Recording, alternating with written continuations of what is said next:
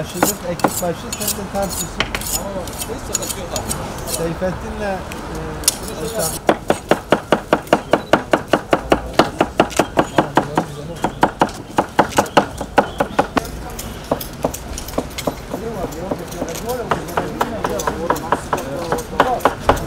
Ne biliyor musun? O çok ateş yapan ateş yapan. Şu kazayla mı?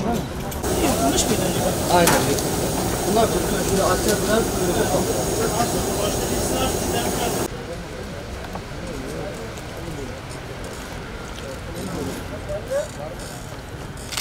Bence üstadın daha iyi olur. Aldım ben tamam.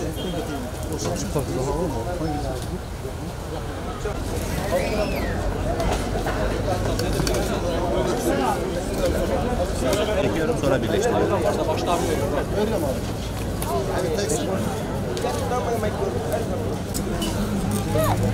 Yok, hep dolanmış. Tamam. Bak ha. Sıcaktır. Buyur.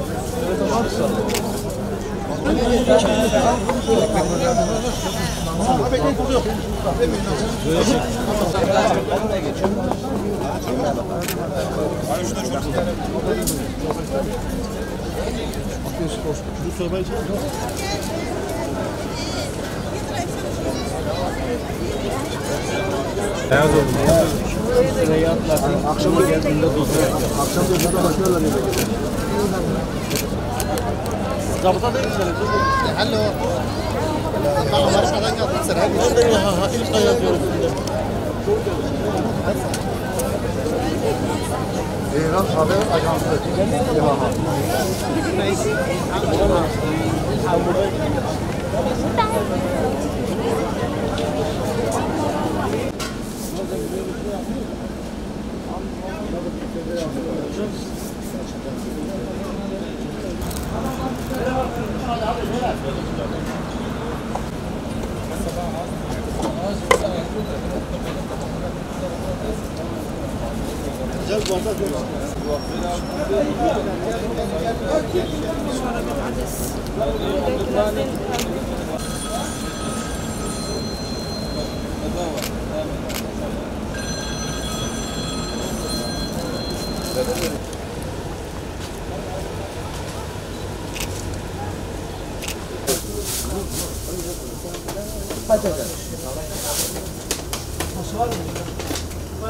Böyle olur.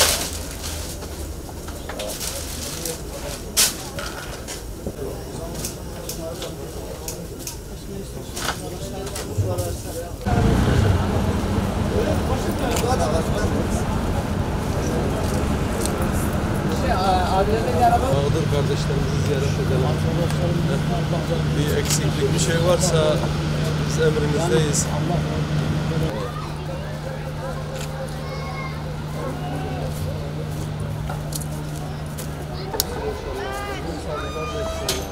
Elhamdülillah bir şey yok. Çok şükür Niyazi kardeş, bir yapacak bir şey varsa biz hazırız. Kardeşlerimiz burada sahada. Allah sizden de razı olsun. Bismillahirrahmanirrahim. Biz depremin ikinci günü sahaya inerek bütün ekiplerimizle halkımızın için sıcak aşevi kurduk. Elhamdülillah.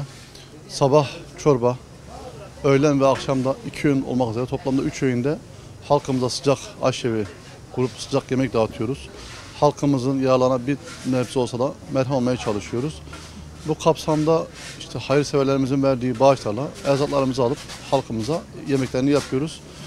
Yemek bu İskenderun Millet Parkı'ndaki aşevimizin haricinde bize gelen yardım telefonlarıyla ilgili biz komisyonumuzu oluşturup komisyonlarımızla birlikte halkımızın da ihtiyaçlarını gidermeye çalışıyoruz. Gerek kuru bakliyat, gerek su, gerek ısınma, gerek de giyecek bakımından halkımızın talepleri doğrultusunda onlara yardım ulaştırmaya çalışıyoruz. Rabbim hayırseverlerden razı olsun. Onların yardımlarını kendi katından kabul buyursun. Yardımların devamını bekliyoruz. Çünkü bize yardım geldikçe biz de halkımıza ulaşmaya devam edeceğiz. Bu minvalde tekrar sesleniyoruz. Gerek STK'lara gerek halkımıza bize yardımlarını ulaştırsınlar inşallah. Selam ve dua ile.